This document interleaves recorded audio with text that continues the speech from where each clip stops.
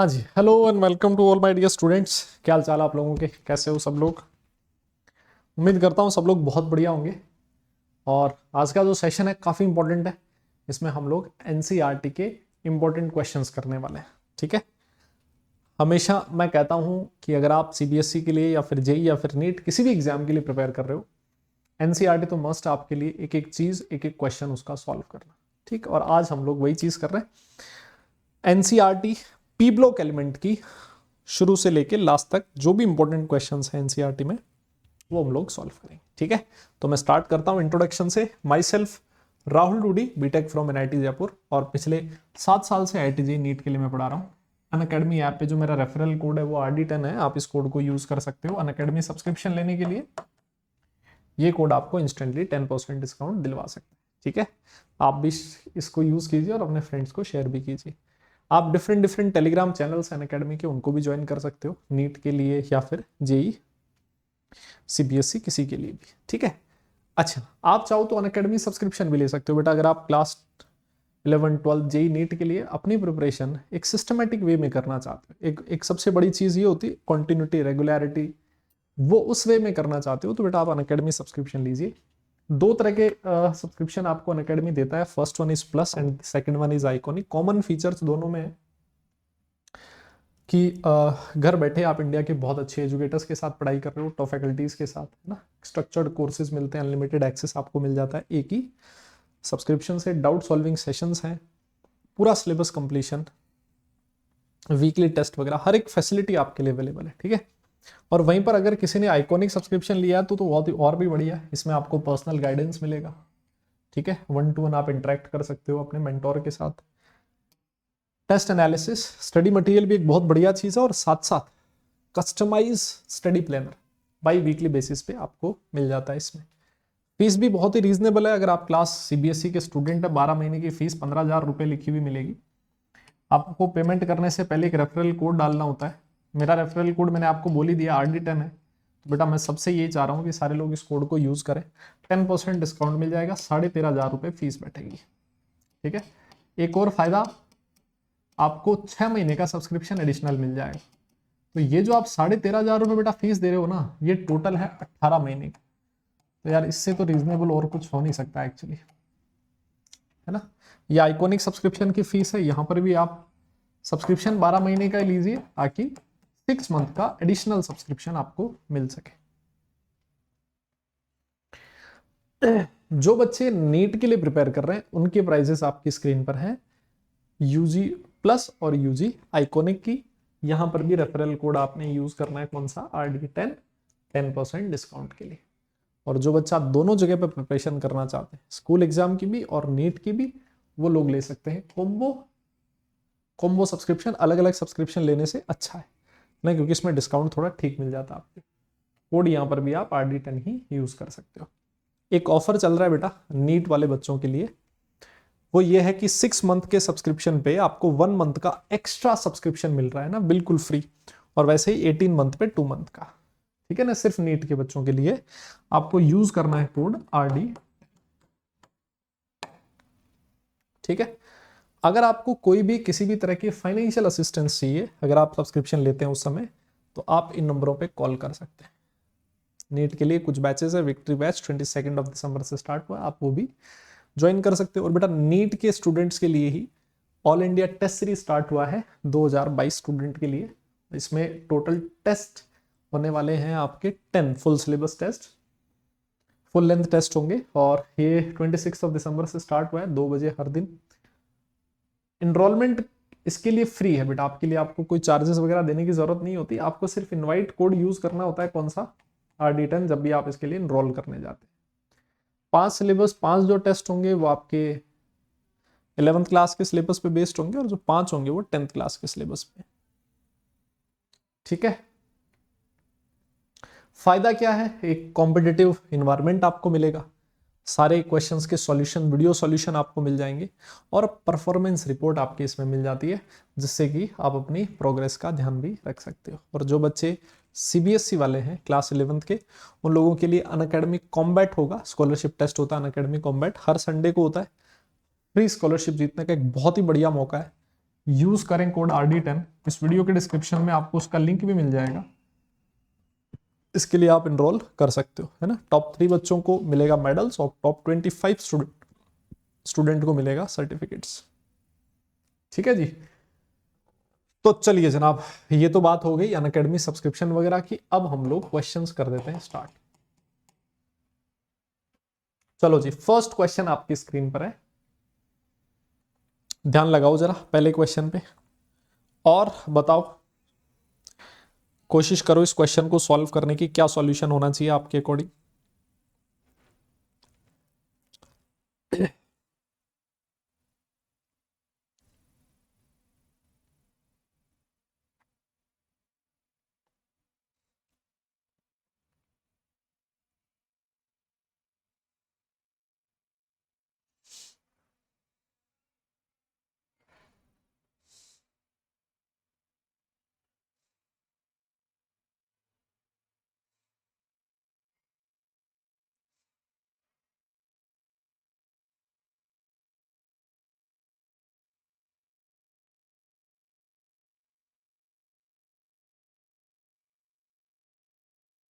वाह,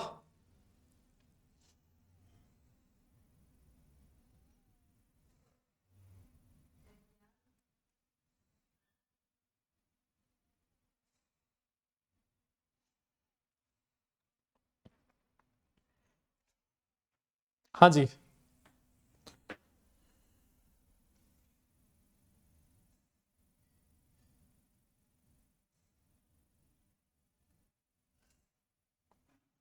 देखो क्वेश्चन क्या कह रहा है, लिखता है discuss the pattern of variation in the oxidation state of boron to thallium and carbon to lead.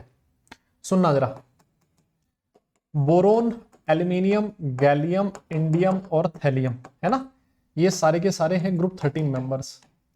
Oxidation state इनकी होती है, सॉरी, इलेक्ट्रॉनिक कॉन्फ़िगरेशन होता है वैलेंस शेल का NH2 NP1। इनकी दो ऑक्सीडेशन स्टेट पॉसिबल है, कौन कौन सी, अगर NS और NP दोनों बॉन्ड फॉर्मेशन में पार्टिसिपेट करेगा तो +3 ऑक्सीडेशन स्टेट, और अगर सिर्फ NP वाला इलेक्ट्रॉन बॉन्ड फॉर्मेशन में पार्टिसिपेट करे, NS वाला ना करे, तो +1 ऑक्सीडेशन स्टेट। ठीक है। अच्छा, अब आप लोगों ने एक चीज पढ़ी है, कौन सी, इनर्ट पेयर इफेक्ट, है ना, पढ़ा आप लोगों ने। क्या कहता है वो कि डाउन द ग्रुप जाने पर NS इलेक्ट्रॉन्स का बॉन्ड फॉर्मेशन में पार्टिसिपेशन धीरे धीरे कम हो जाता है। अगर NS इलेक्ट्रॉन्स बॉन्ड फॉर्मेशन में पार्टिसिपेट नहीं करेगा तो NP करेगा डाउन द ग्रुप। इसी वजह से डाउन द ग्रुप जाने पर +1 ऑक्सीडेशन स्टेट की स्टेबिलिटी बढ़ती है ना, और जो +3 ऑक्सीडेशन स्टेट है इसका स्टेबिलिटी डिक्रीज करता है। मेरी बात समझ गए आप। +3 ऑक्सीडेशन स्टेट का स्टेबिलिटी डिक्रीज करेगा और +1 की स्टेबिलिटी इंक्रीज करेगी because of inert pair effect. और यहीं पर अगर मैं बात करूं ग्रुप 14 एलिमेंट्स की, ठीक है, कार्बन, सिलिकॉन, जर्मेनियम, टिन और लेड, ये होते हैं। इलेक्ट्रॉनिक कॉन्फ़िगरेशन अगर देखोगे तो NS2 NP2 होता है। ठीक है, अगर NS और NP दोनों इलेक्ट्रॉन बॉन्ड फॉर्मेशन में पार्टिसिपेट करेंगे तो +4, NS वाला नहीं करेगा, सिर्फ NP वाला करेगा तो +2। डाउन द ग्रुप जाने पर NS इलेक्ट्रॉन नहीं करेगा पार्टिसिपेट, +2 ऑक्सीडेशन स्टेट की स्टेबिलिटी इंक्रीज करेगी, +4 ऑक्सीडेशन स्टेट की स्टेबिलिटी डिक्रीज करेगी because of inert pair effect. मेरे हिसाब से इसमें कोई किसी तरह की किसी को भी प्रॉब्लम नहीं होनी चाहिए। ठीक है, चलिए फिर आगे बढ़ते हैं सेकंड क्वेश्चन की तरफ। स्क्रीन पे आपके सामने लिखा है, बताइए।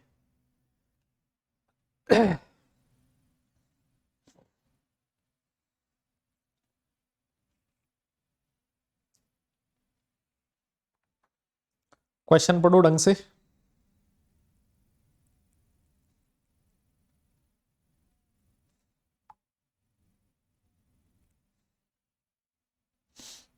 क्या कह रहा है, how can you explain the higher stability of BCl3 as compare to thallium trichloride.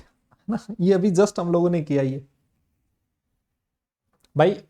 Boron सबसे ऊपर आता है, थैलियम सबसे नीचे आता है। इनर्ट पेयर इफेक्ट की वजह से इसकी +3 ऑक्सीडेशन स्टेट सबसे ज्यादा स्टेबल होती है। थैलियम का +1 ऑक्सीडेशन स्टेट ज्यादा स्टेबल होता है। तो आप क्या लिखोगे कि थैलियम के लिए NS इलेक्ट्रॉन्स बॉन्ड फॉर्मेशन में पार्टिसिपेट नहीं करते, सिर्फ NP वाले करेंगे। इलेक्ट्रॉनिक कॉन्फ़िगरेशन बेटा NS to NP होता है ना, NS to NP1। NS वाला नहीं करेगा, सिर्फ NP वाला करेगा। दैट्स वाई इनकी ऑक्सीडेशन स्टेट कितनी होगी, +1, है ना, ज्यादा स्टेबल। डाउन द ग्रुप जाने पर +1 ऑक्सीडेशन स्टेट का स्टेबिलिटी बढ़ता है। और बोरोन के केस में ऐसा कोई प्रॉब्लम नहीं है, ठीक है ना, उसका NS और NP दोनों इलेक्ट्रॉन करेगा, +3 ऑक्सीडेशन स्टेट स्टेबल होगी। ऑलराइट, इनर्ट पेयर इफेक्ट हमेशा जो लास्ट वाले 2 एलिमेंट होते हैं ना उनमें ज्यादा लगता है, ठीक है, because of the involvement of D and F electrons which offers poor shielding effect, है ना, ये हम लोगों ने पढ़ा था पहले भी। चलिए नेक्स्ट क्वेश्चन आपकी स्क्रीन पर ये रहा, कीजिए जरा। कहता है why does boron trifluoride behave as a Lewis acid. Boron trifluoride का मतलब BF3 की बात कर रहा है। कहता है ये लुईस एसिड होता है, क्यों, इसका रीजन आपने बताना, बताइएगा जरा।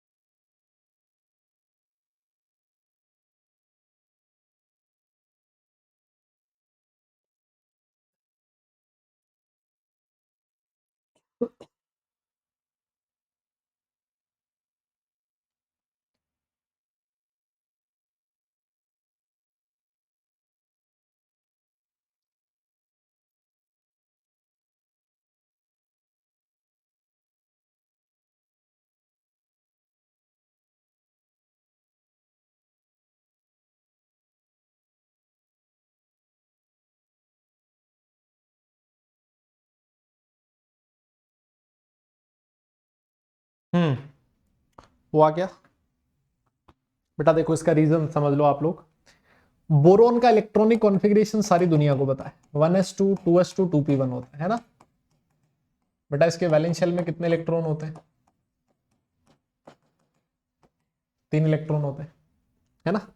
और बोरोन ने क्या किया, अपने तीनों के तीनों इलेक्ट्रॉन ही बॉन्ड फॉर्मेशन में पार्टिसिपेट करवा ली। कोवेलेंट बॉन्ड बनाता है ये, 3 तो खुद के थे और 3 शेयर कर लिए, तो टोटल बोरोन जो है इसके पास वैलेंस शेल में टोटल कितने इलेक्ट्रॉन हो गए, 6 इलेक्ट्रॉन्स। बट स्टिल इसका इलेक्ट्रॉन, इसका भी ऑक्टेट कंप्लीट नहीं है ना, बताओ। इसका ऑक्टेट कंप्लीट नहीं है, बहुत सही। अच्छा, इनकम्प्लीट ऑक्टेट इसका मतलब क्या, ये इलेक्ट्रॉन डेफिशिएंट है क्या। भाई स्टेबिलिटी के लिए 8 इलेक्ट्रॉन चाहिए, कितने इसके पास, 6 हैं, इलेक्ट्रॉन डेफिशिएंट। अच्छा, अगर ये इलेक्ट्रॉन डेफिशिएंट है तो क्या इसकी टेंडेंसी इलेक्ट्रॉन पेयर गेन करने की होगी क्या।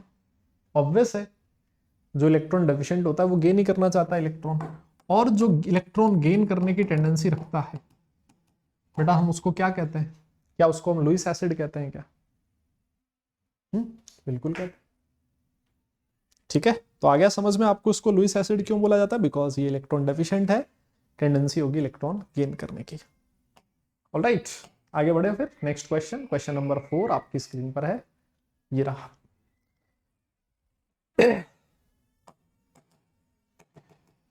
Consider the compounds BCl3 and CCl4, how will they behave with water, justify, है ना, हाइड्रोलिसिस की बात कर रहा है। BCl3 और CCl4 वाटर के साथ किस तरह से रिएक्ट करेंगे, थोड़ा आप सोचो, है ना, 30 सेकंड दे रहा हूं मैं तुम्हें सोचने का, फिर मैं डिस्कस करूंगा कि क्या होगा इसमें फाइनल।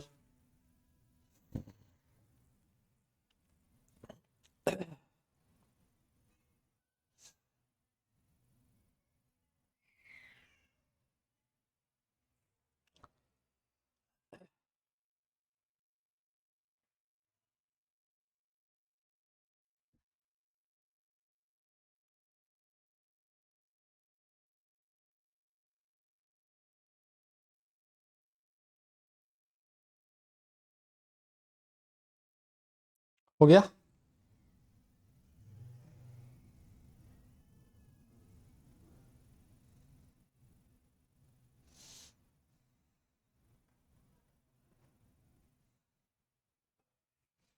ठीक है, देखो क्या होता है, बोरोन की बात करो आप बेटा। बोरोन जो है, अभी मैंने आपसे कहा इलेक्ट्रॉनिक कॉन्फ़िगरेशन होता है 1s2 2s2 2p1, ठीक है ना। तो ये देखो, ये इसकी ग्राउंड स्टेट है बेटा। ग्राउंड स्टेट में 2s में 2 इलेक्ट्रॉन है और 2p में 1 इलेक्ट्रॉन, ठीक है ना। तो बेटा ये ग्राउंड स्टेट में तो एक ही बॉन्ड बना सकता है, बोरोन 3 बॉन्ड बना रहा है, इसका मतलब ये अपनी फर्स्ट एक्साइटेड स्टेट में बना रहा होगा, ठीक है ना। एक इलेक्ट्रॉन 2s वाला किस में चला जाएगा? 2p में, ठीक है ना। तो यहां से देखो हाइब्रिडाइजेशन हो जाएगा sp2, एक एस और 2p, ये अपने इलेक्ट्रॉन क्लोरीन के साथ बॉन्ड फॉर्मेशन में काम में ले लेता है। बट इसके पास अभी भी एक वैकेंट p ऑर्बिटल प्रेजेंट है, और इसी वैकेंट p ऑर्बिटल की वजह से ये वाटर के साथ हाइड्रोलिसिस रिएक्शन शो करता है। वाटर अपना लोन पेयर इसके इस वैकेंट ऑर्बिटल में दे सकता है, तो इसका हाइड्रोलिसिस हो जाता है। आप कहोगे ये वाटर के साथ रिएक्ट करता है। अब आप आ जाओ CCl4 के साथ।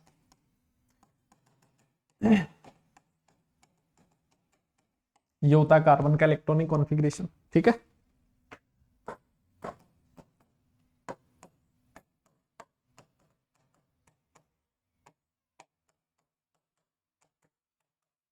ग्राउंड स्टेट देखो 2s और 2p, वैलेंस शेल में 2 इलेक्ट्रॉन है, अनपेड इलेक्ट्रॉन है, तो 2 बॉन्ड बनाएगा। 4 बनवाने हैं हमें तो इसकी आप फर्स्ट एक्साइटेड स्टेट लिख दो। 2s में 1, 2p में 3, है ना। ये चारों इलेक्ट्रॉन क्लोरीन के साथ बॉन्ड फॉर्मेशन में काम में ले लेगा। क्या इसके पास कोई वैकेंट ऑर्बिटल है क्या? और बेचारे के पास डी सबशेल भी नहीं है ना, तो अपने डी ऑर्बिटल भी यूज नहीं कर सकता। तो ये इसके पास क्योंकि वैकेंट ऑर्बिटल नहीं है, तो does not react with water.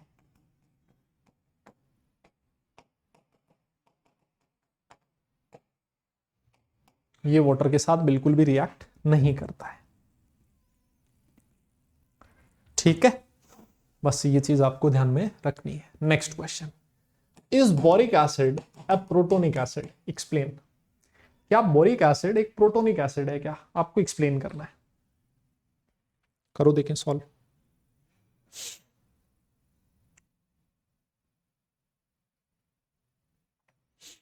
बताओ मुझे क्या होना चाहिए।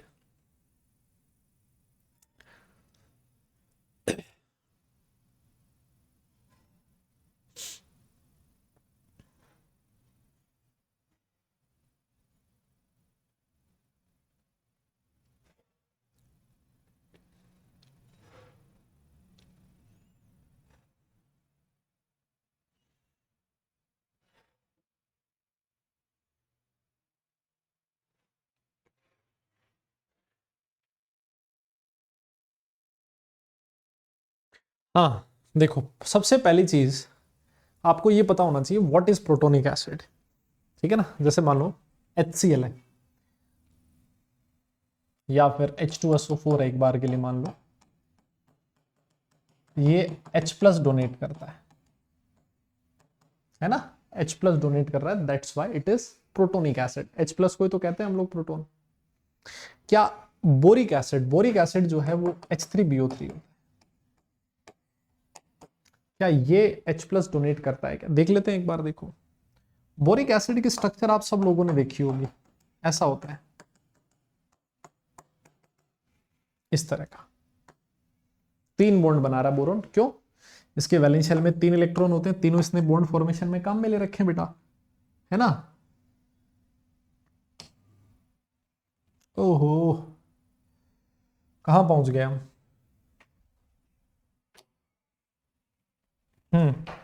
तो इसके वैलेंस शेल में मैं आपसे कह रहा था 3 इलेक्ट्रॉन होते हैं, तीनों इसने बॉन्ड फॉर्मेशन में काम में ले रखे हैं। सेंट्रल एटम के अराउंड टोटल कितने इलेक्ट्रॉन है? 6 इलेक्ट्रॉन।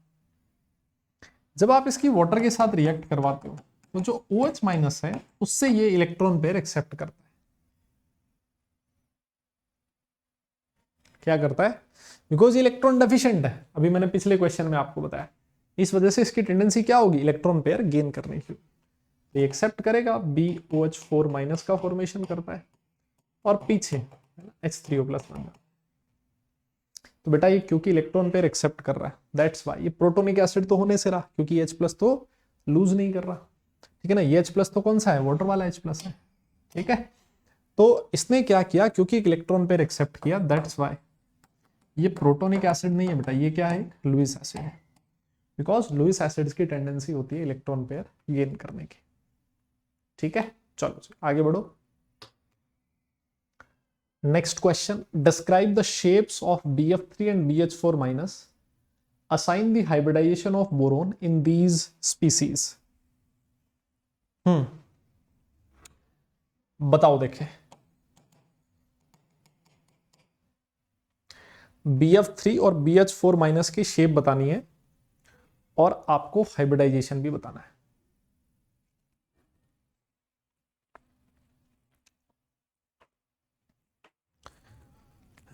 दिमाग पे जोर डालो थोड़ा, सॉल्व करो, कर लोगे तुम लोग।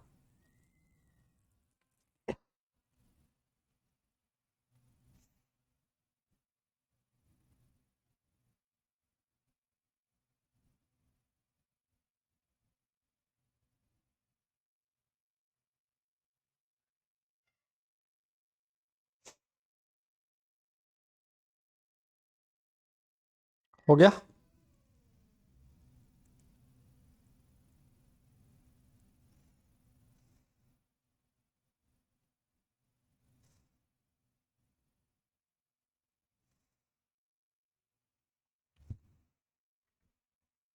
ठीक है। देखिए BF3 ऐसा कुछ होता है, बोरॉन के वैलेंस शेल में 3 इलेक्ट्रॉन थे, तीनों के तीनों इसने बॉन्ड फॉर्मेशन में काम में ले लिए, मतलब इसके पास कोई नॉन बॉन्डिंग इलेक्ट्रॉन नहीं है, लोन पेयर 0 है। 3 बॉन्ड बना रहा है, बॉन्ड पेयर कितने हो गए, 3 हो गए, ठीक है बेटा। इलेक्ट्रॉन पेयर कितने हो जाएंगे, 3 हो जाएंगे। आप लोगों ने सीखा है कि जितने इलेक्ट्रॉन पेयर होते हैं, है ना, उतने ही ऑर्बिटल्स की इंटरमिक्सिंग होती है। क्या आप लोगों ने सीखा है ऐसा, यस? ऐसा ही होता है ना बेटा, 3 इलेक्ट्रॉन पेयर, और जितने इलेक्ट्रॉन पेयर होते हैं उतने ही ऑर्बिटल इंटरमिक्स होंगे।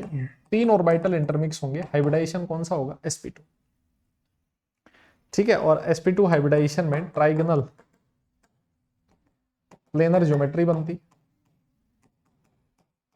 120 डिग्री का बॉन्ड एंगल होता है, ठीक है। BH4- के पास आ जाओ।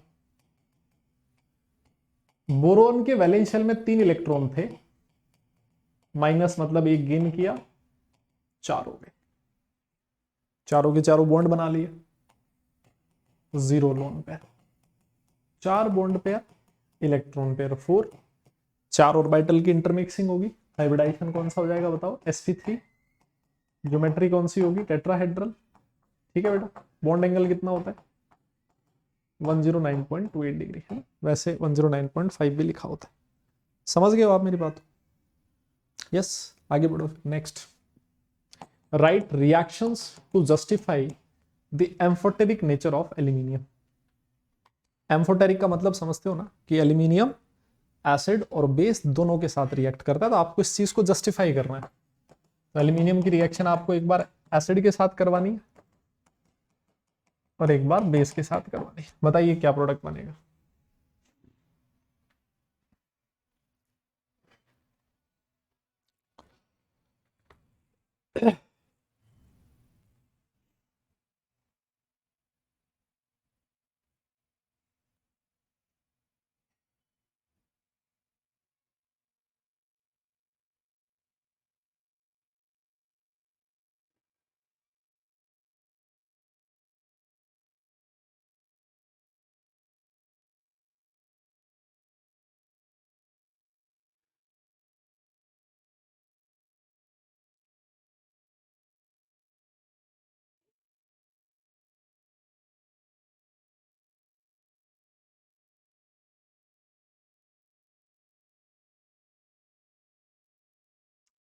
करें बेटा, हो गया क्या?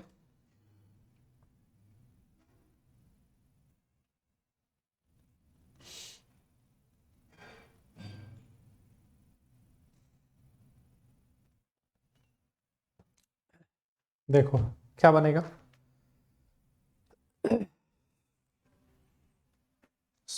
ये है एल्यूमिनियम, एसिड के साथ रिएक्ट करेगा, सॉल्ट बनाएगा AlCl3, साथ में हाइड्रोजन गैस रिलीज होती है ना, 10th क्लास में ये रिएक्शन आती थी। और सोडियम के साथ रिएक्ट करेगा, एक कॉम्प्लेक्स बनाएगा, है ना, जो आगे जाके सोडियम एलिमिनेट NaLO2 में टूट जाता है। दोनों में हाइड्रोजन गैस रिलीज होती है ना। प्रोडक्ट आपको पता होना चाहिए, पूछा जाता है इसके बारे में। नेक्स्ट देख लो जरा, right the resonance structures of CO3 2- and HCO3-। बनाओ, थोड़ा टाइम दे रहा हूं मैं तुम्हें। कार्बोनेट आयन दे रखा है ये रहा, और बाइकार्बोनेट आयन।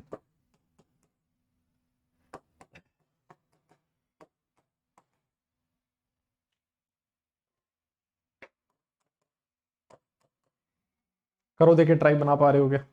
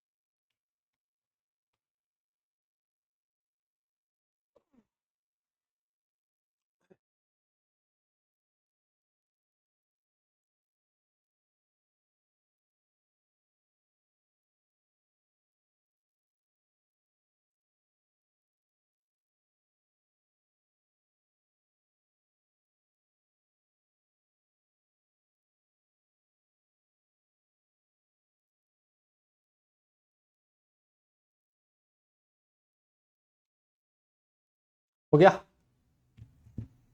चलो देखो भाई, रेजोनेंस में क्या होता है, हम लोग कहते हैं कि जो पाई बॉन्ड है वो एक जगह पे फिक्स नहीं है ना, ये पूरी रिंग में घूम रहा है। तो कैसे घूम रहा है देखो, ये वाला नेगेटिव चार्ज पाई बॉन्ड के साथ रेजोनेंस में ऑर्गेनिक में हम लोगों ने पढ़ा था, तो नेगेटिव यहां पाई बना लेगा, पाई यहां नेगेटिव में कन्वर्ट हो जाएगा। ये देखो, ये रेजोनेटिंग स्ट्रक्चर बन गई, मतलब पाई बॉन्ड पहले यहां था, अब यहां आ गया। फिर क्या होगा, एक और रेजोनेटिंग स्ट्रक्चर बनाओगे, यहाँ। ठीक है, तो ये 3 रेजोनेटिंग स्ट्रक्चर बनेगी कार्बोनेट आयन की। बाइकार्बोनेट में क्या होगा देखो, नेगेटिव चार्ज पाई बॉन्ड के साथ रेजोनेंस में,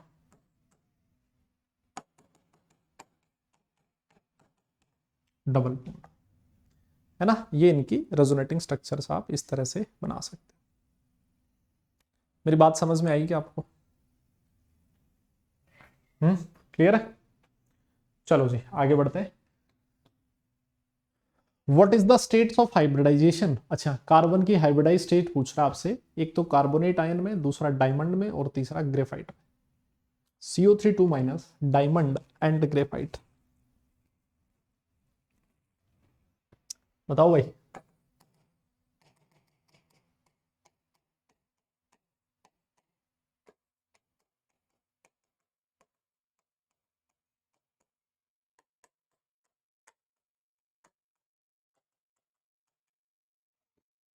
दिस इज क्वेश्चन नंबर 11।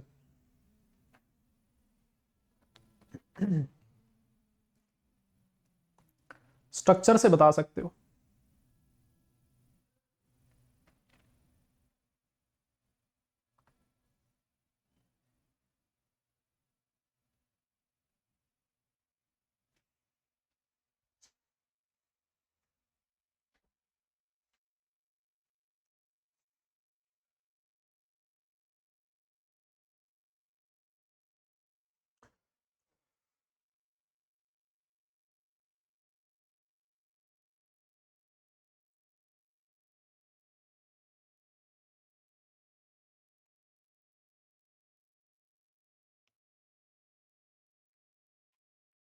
देखो वही चीज, कार्बोनेट आयन स्ट्रक्चर कैसी होती है ना, यही होता है। कार्बन के पास कोई लोन पेयर नहीं दिख रहा, 3 बॉन्ड पेयर है। कोई बोलेगा सर बॉन्ड तो 4 बना रहा है, बॉन्ड पेयर 3 क्यों लिख रहे हो? याद करो VSEPR थ्योरी, उसमें हम लोग कहते थे कि जो डबल होता है उसको सिंगल बॉन्ड की तरह ट्रीट करना होता है, या फिर सिर्फ हमें सिग्मा बॉन्ड गिनने होते हैं, ठीक है ना। तो बेटा इलेक्ट्रॉन पेयर 3 हो गए, मतलब 3 ऑर्बिटल्स की इंटरमिक्सिंग होगी, हाइब्रिडाइजेशन sp2 हो जाएगा। डायमंड और ग्रेफाइट, यार ये तो बहुत पहले पढ़ा आप लोगों ने। डायमंड में क्या होता है, हर एक कार्बन 4 दूसरे कार्बन एटम के साथ जुड़ा होता है, हर कार्बन, कोई फ्री इलेक्ट्रॉन प्रेजेंट नहीं होता, और 4 बॉन्ड बना रहा है कार्बन, इस वजह से टेट्राहेड्रल ज्योमेट्री होती है, sp3 हाइब्रिडाइजेशन होता है। ऐसे ही होता था। और जब आप ग्रेफाइट की स्ट्रक्चर देख रहे हो तो आप कहते थे सर उसमें हर एक कार्बन एटम जो है वो दूसरे कार्बन एटम के साथ जुड़ा हुआ है, कितने के साथ, 3 कार्बन एटम के साथ, है ना। तो इस वजह से, और रिंग बना देता था वो, हेक्सागोनल रिंग बनती थी, 3 बॉन्ड बनाता था, एक इलेक्ट्रॉन फ्री रहता था, 3 बॉन्ड बना रहा मतलब इलेक्ट्रॉन पेयर 3 लोन पेयर 0, तो हाइब्रिडाइजेशन हो जाएगा sp2, ठीक है। चलो फिर आगे बढ़ो। Explain the difference in properties of diamond and graphite on the basis of their structures.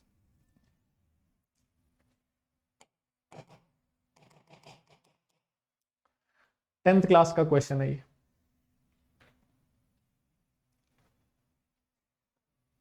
अभी मैं बता ही चुका हूं वैसे।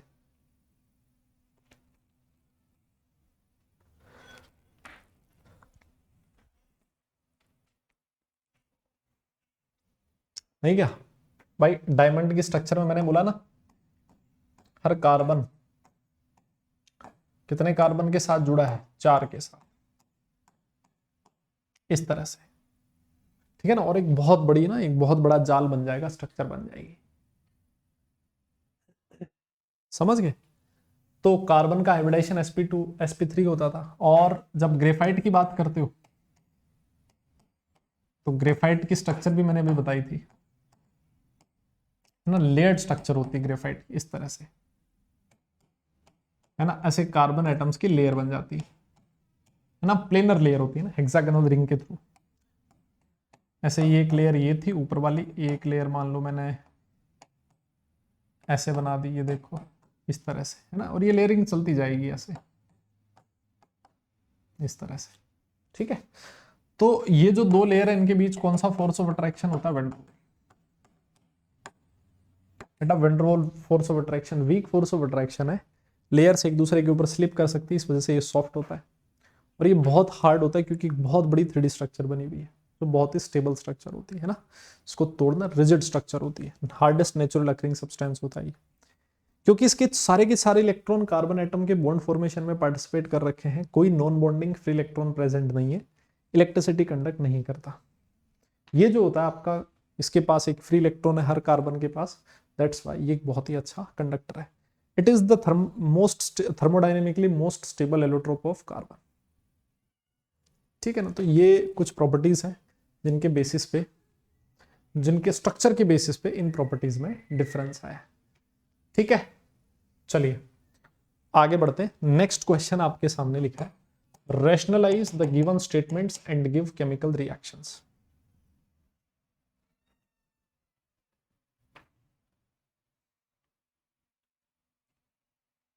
इन पे प्रकाश डालना आपको कि ये जो लिखा हुआ है सही है, नहीं है, सही है तो, अगर नहीं है तो उसमें क्या मॉडिफिकेशन होना चाहिए, किस चीज की जरूरत है, बताइए।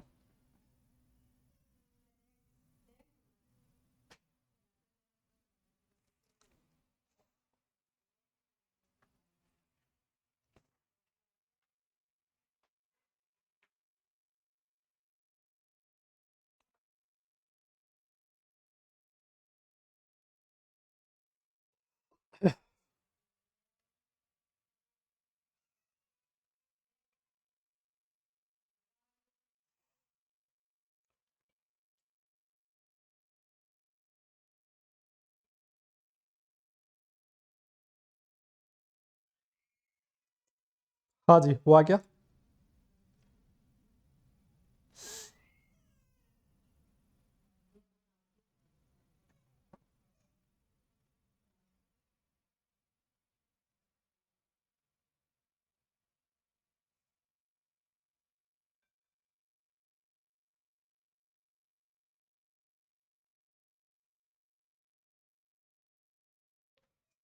देखो, मैंने अभी थोड़ी देर पहले इस चीज को डिस्कस किया था बेटा कि कार्बन, सिलिकॉन, जर्मेनियम, टिन और लेड, ठीक है, इलेक्ट्रॉनिक कॉन्फ़िगरेशन NH2 NP2 होता है। डाउन द ग्रुप जाने पर इनर्ट पेयर इफेक्ट लगेगा, NS वाला इलेक्ट्रॉन बॉन्ड फॉर्मेशन में पार्टिसिपेट नहीं करेगा, तो डाउन द ग्रुप जो लोअर ऑक्सीडेशन स्टेट है +2 उसकी स्टेबिलिटी बढ़ती है और +4 की स्टेबिलिटी डिक्रीज करती है। तो एनसीईआरटी ने कहा कि जो पीबी है बेटा इसमें आपका इनर्ट पेयर इफेक्ट सबसे ज्यादा डोमिनेंस रखता है, तो इसकी कौन सी ऑक्सीडेशन स्टेट ज्यादा स्टेबल है? +2। और जो आपका SN है ये +2 ऑक्सीडेशन स्टेट शो तो करता है बट स्टिल इसकी +4 ऑक्सीडेशन स्टेट +2 के कंपैरिजन में ज्यादा स्टेबल है, ठीक है ना। तो पहला जो लिखता है कि लेड 2 क्लोराइड PbCl2 क्लोरीन के साथ रिएक्ट करता है, PbCl4 बना रहा है बेटा, +2 से +4 में जा रहा है, स्टेबिलिटी डिक्रीज कर रही है ना। तो ऐसा करने की इसकी टेंडेंसी एक्चुअली होगी नहीं, ठीक है ना। हाँ, इसका जो उल्टा लिखा है कि PbCl4 वो कन्वर्ट होता है PbCl2 +Cl2, +4 से +2 में जा रहा है, मोर स्टेबिलिटी की तरफ जा रहा है, बहुत ही बढ़िया बात है। कहता है कि PbI4 बनता ही नहीं है, बिल्कुल नहीं बनता, बिकॉज लेड की साइज भी बड़ी होती है, आयोडीन की साइज भी बड़ी होती है। एनसीईआरटी में लिखा हुआ है, जहां पर आपको हैलाइड्स के बारे में लिखा है ना, वहां पर आप इस चीज को पढ़ सकते हो। दोनों की साइज बड़ी होने की वजह से इनके जो ऑर्बिटल्स होते हैं उसमें ओवरलैपिंग इतनी इफेक्टिव नहीं होती कि पीबी वाले एक इलेक्ट्रॉन को NS से NP में भेज सके, क्योंकि बेटा पीबी को अगर 4 बॉन्ड बनाने हैं तो इसका NS वाला एक इलेक्ट्रॉन एक्साइटेड स्टेट में NP में जाना चाहिए, तब जाके उसके पास 4 अनपेड इलेक्ट्रॉन होंगे और 4 बॉन्ड बना पाएगा, बट ऐसा नहीं हो पाता है ना, बिकॉज वो जो एनर्जी आती है NS से NP में भेजने के लिए वो कहां से आती है? एटॉमिक ऑर्बिटल्स की ओवरलैपिंग से। अब दोनों की साइज बड़ी है, ओवरलैपिंग बहुत ही वीक है, इस वजह से इतनी सफिशिएंट एनर्जी नहीं होती कि NS का इलेक्ट्रॉन NP में चला जाए और 4 अनपेड इलेक्ट्रॉन हो सके। चलो जी, फिर अगले क्वेश्चन की तरफ बढ़ते हैं और क्वेश्चन को गौर से पढ़ो, क्या कहता है।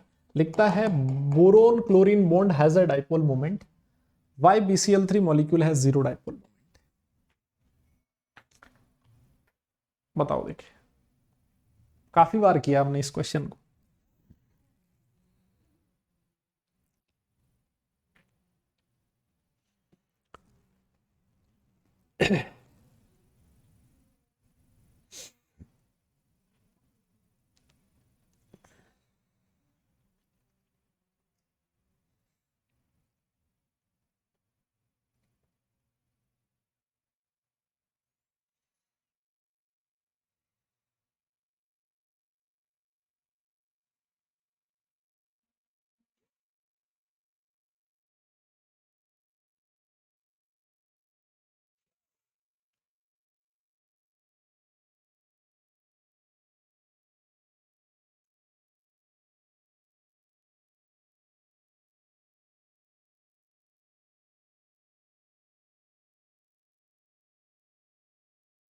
हाँ जी, हुआ क्या बेटा?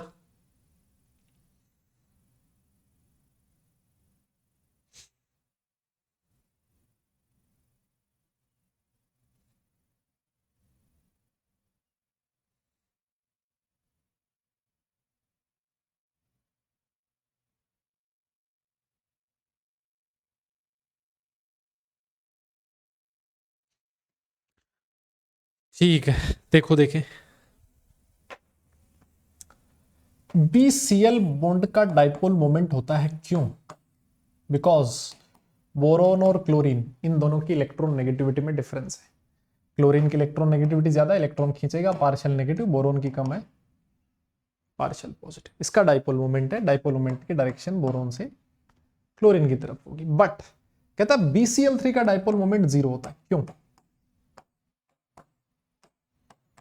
देखो BCl3 में ना 3 बॉन्ड होता है, देख रहे हो, इसका मैग्नीट्यूड ए ए ए आपने, और तीनों के बीच एंगल कितना होता है? 120 डिग्री का। आपने फिजिक्स में एक चीज पढ़ी है कि जब 3 वेक्टर एक दूसरे से 120 डिग्री के एंगल पे प्रेजेंट हो तो उनका जो नेट डाइपोल मोमेंट आता है ना वो कितना आएगा? नेट कितना आता है? 0। और नेट 0 होने का मतलब ये एक नॉन पोलर मॉलिक्यूल। ऐसे हालांकि इसको समझ भी सकते हो, कोई बड़ी बात नहीं, जैसे ये 2 डाइपोल मोमेंट 120 डिग्री के एंगल में, नेट डाइपोल मोमेंट बिल्कुल बीच में आएगा, उसका मैग्नीट्यूड भी ए ही होगा। ये ऊपर वाला और ये नीचे वाला 180 डिग्री के एंगल पे है, ऑपोजिट डायरेक्शन है, दोनों एक दूसरे को कैंसिल आउट कर देंगे, म्यू नेट 0 आ जाएगा।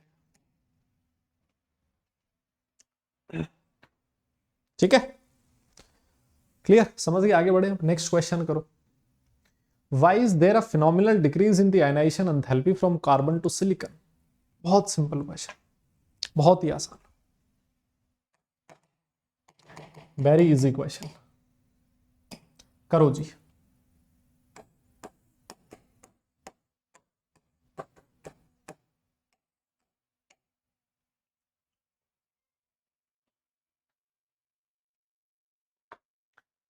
कार्बन से सिलिकॉन में जाने पर आयनाइजेशन एंथैल्पी काफी डिक्रीज करती है, phenomenal decrease in ionization enthalpy.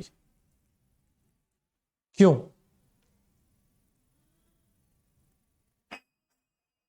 वाह,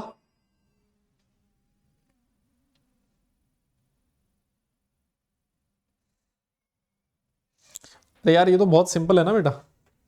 इसमें क्या चीज लिखोगे आप कहते हो सर आयनाइजेशन एंथैल्पी जो होता है it is inversely proportional to size, है ना बेटा। आपका कार्बन सेकंड पीरियड का मेंबर है, कौन से पीरियड का? सेकंड का। और जो आपका सिलिकॉन है वो थर्ड पीरियड का। जब आप सेकंड से थर्ड में जाते हो ना तो साइज एकदम से बढ़ती है, साइज में डिक्रीज एकदम से आता है, और साइज बढ़ेगी तो आयनाइजेशन एनर्जी अपने आप ही डिक्रीज कर जाएगी। आप मेरी बात समझ गए, है ना? ठीक है, आगे बढ़ो। How would you explain the lower atomic radius of gallium as compare to aluminium? ये भी मैंने बहुत बार करवाया है क्लास में तुम्हें।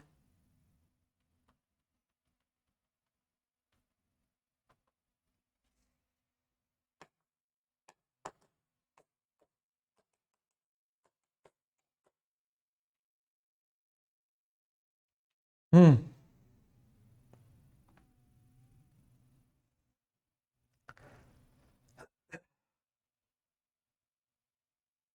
करो जी।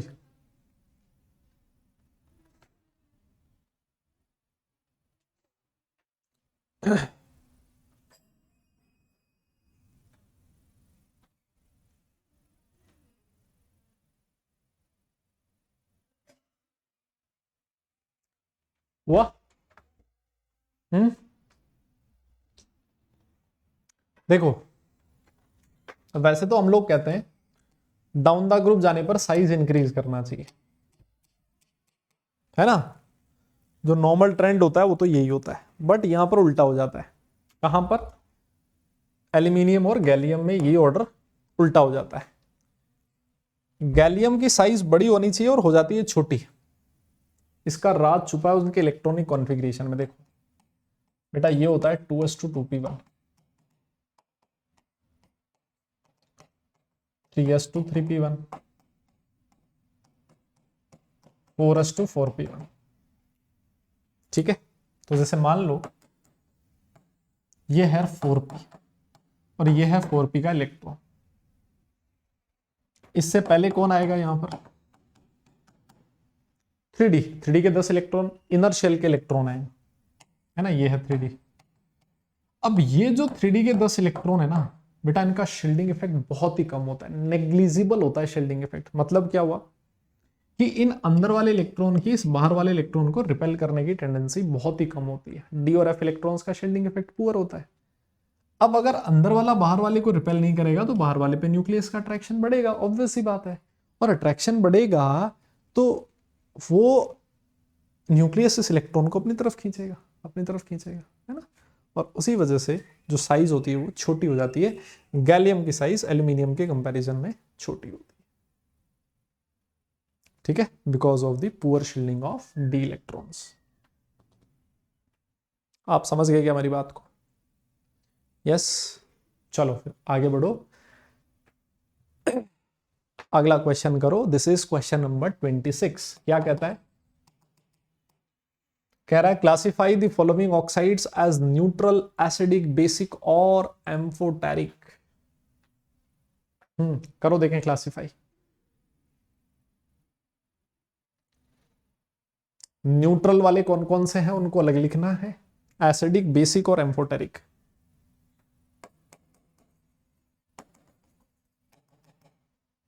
ये B2O3 है बेटा।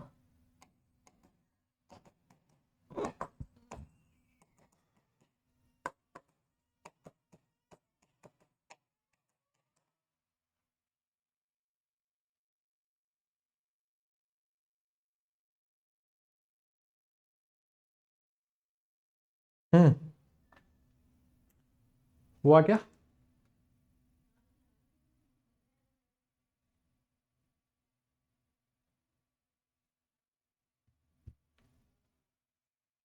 देखो, ये तो आपको बताया कि जो CO होता है वो न्यूट्रल होता है। आपको ये भी पता होगा कि CO2 SiO2 ये कैसे होते हैं? एसिडिक होते हैं। ठीक है, आपको ये भी पता होगा कि Al2O3 और PbO2 ये बेटा कैसे होते हैं? These are amphoteric in nature. Thallium जो होता है ना, उसका ऑक्साइड बेसिक होता है और B2O3 एक एसिडिक ऑक्साइड। ठीक है, TlO3 होना चाहिए, हाँ Tl2O3 सॉरी।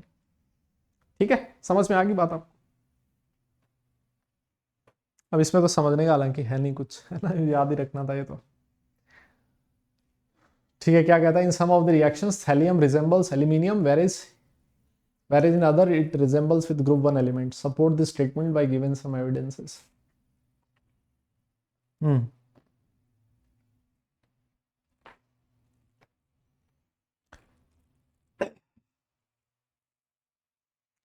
थैलियम की बात हो रही है यहाँ पर। कहता है कुछ जगह पर वो ग्रुप 1 एलिमेंट की तरह बिहेव करने लगता है, कुछ जगह पर वो एल्यूमिनियम की तरह, मतलब उसी ग्रुप के एलिमेंट की तरह। तो बहुत आसान है ना यार, हर जगह पर एक ही चीज आ रही है काम में। लास्ट एलिमेंट है, इसके NS इलेक्ट्रॉन्स बॉन्ड फॉर्मेशन में पार्टिसिपेट करने की टेंडेंसी बहुत ही कम रखते हैं। इसकी 2 ऑक्सीडेशन स्टेट होती है, +1 और +3, बट ज्यादा स्टेबल कौन होती है? +1 होती है। तो जब ये +1 ऑक्सीडेशन स्टेट शो करता है तो ग्रुप 1 एलिमेंट की तरह प्रॉपर्टी शो करता है, क्योंकि उनकी ऑक्सीडेशन स्टेट भी कितनी होती है? +1 ही होती है। ठीक है, और जब वो +3 ऑक्सीडेशन स्टेट शो करेगा तो उस समय एल्यूमिनियम की तरह बिहेव करेगा। यस, ऐसा ही होता है। Next question 29, what do you understand by inert pair effect? बहुत बार करवा चुका हूं, है ना। NS इलेक्ट्रॉन्स के बॉन्ड फॉर्मेशन में पार्टिसिपेट नहीं करना because of poor shielding of D and F electrons, इसी को बोला जाता है इनर्ट पेयर इफेक्ट। और इसकी वजह से down the group lower oxidation state की स्टेबिलिटी इंक्रीज करती है और हायर की डिक्रीज करती है। एलोट्रोपी क्या होती है बेटा? वो डिफरेंट फिजिकल फॉर्म्स जिसमें आपका कोई भी एलिमेंट एग्जिस्ट कर सकता है, उसको हम लोग एलोट्रोप्स कहते हैं। This phenomena is known as allotropy. ठीक है, कैटिनेशन क्या होता है बेटा? अपने ही जैसे दूसरे एलिमेंट के साथ सेल्फ लिंकिंग की जो प्रॉपर्टी होती है ना, सेल्फ लिंकिंग प्रॉपर्टी, इसको हम लोग क्या कहते हैं? कैटिनेशन। ऑलराइट, तो ये 3 डेफिनेशन है। नेक्स्ट क्वेश्चन आपकी स्क्रीन पर है। Thermodynamically the most stable form of carbon, diamond, graphite, fullerene और कोल, कौन सी? बताइए आप लोगों को, कौन सा होता है? ग्रेफाइट होता है ना। चलो फिर आगे बढ़ो। Which of the alkali metal is having least melting point? अच्छा, ये तो हमने हो गया था ना, अल्कली मेटल की बात कर रहा है। सबसे जो बड़ी साइज वाला होगा उसका मेल्टिंग पॉइंट सबसे कम होगा। ठीक है, तो इसी के साथ जो आपके अच्छे क्वेश्चंस थे एनसीईआरटी के, वो हम लोगों ने कर लिए। ठीक है बेटा, चलो फिर आज के लिए इतना ही करेंगे। अच्छा, अनअकैडमी का एक फीचर है बेटा, आस्क ए डाउट फीचर, इसको आप यूज करते रहें। जब भी आपको किसी भी क्वेश्चन में कोई भी प्रॉब्लम फेस होती है, आप आस्क ए डाउट फीचर पे जाइए, उस क्वेश्चन की फोटो क्लिक कीजिए और उसको क्रॉप करके उसका सब्जेक्ट चूज करके उसको सेंड कर दीजिए। आपको उस क्वेश्चन का डिटेल्ड वीडियो सॉल्यूशन मिल जाएगा, वो भी बिल्कुल फ्री ऑफ कॉस्ट, कोई पैसा वगैरह इसके देने की जरूरत नहीं है। आपको लगता है वीडियो का कोई कंटेंट इनअप्रोप्रिएट है तो बग्स बाउंटी में आप इसको रिपोर्ट भी कर सकते हैं। और जो मेरे बच्चे पहली बार अनअकैडमी ऐप पे आ रहे हैं, जब भी आप किसी भी फ्री लाइव क्लास पे क्लिक करते हो बेटा, आपसे एक इनवाइट कोड पूछा जाता है। इनवाइट कोड में क्या डालोगे? RD10 डालोगे। ठीक है, और अनअकैडमी ऐप पे जो फ्री क्विजेज होती है उनको ज्वाइन करने का प्रोसेस भी आपके सामने लिखा हुआ है। अनअकैडमी ऐप पे बहुत सारे बैचेस हैं जिनको आप ज्वाइन कर सकते हो अनअकैडमी सब्सक्रिप्शन लेते हुए, वो भी आपकी स्क्रीन पर लिखा है। ऑलराइट, और स्पेशल क्लासेस आप जरूर ज्वाइन कीजिए। है ना, क्योंकि वहाँ पर वही आपको प्लस क्लास वाली फील आएगी। ये बिल्कुल फ्री क्लासेस होती हैं जिनमें आपको कोई एज सच फीस वगैरह देने की ज़रूरत नहीं पड़ती है। ठीक है जी, चलो जी फिर क्लास को करते हैं हम लोग खत्म। Thank you for watching this video. मैं उम्मीद करता हूँ कि आपको जो भी हमने क्वेश्चंस किए बहुत अच्छे से समझ में भी आए होंगे और आपकी एनसीईआरटी बहुत अच्छी हुई होगी। ठीक है, तो लाइक शेयर एंड सब्सक्राइब जरूर करें। अगली क्लास में मिलते हैं, तब तक सारे लोग अपना ख्याल रखें, खुश रहें, हंसते मुस्कुराते रहें और पढ़ाई जरूर करते रहें, क्योंकि काम तो पढ़ने से चलेगा। Right, tata bye bye, let's crack it.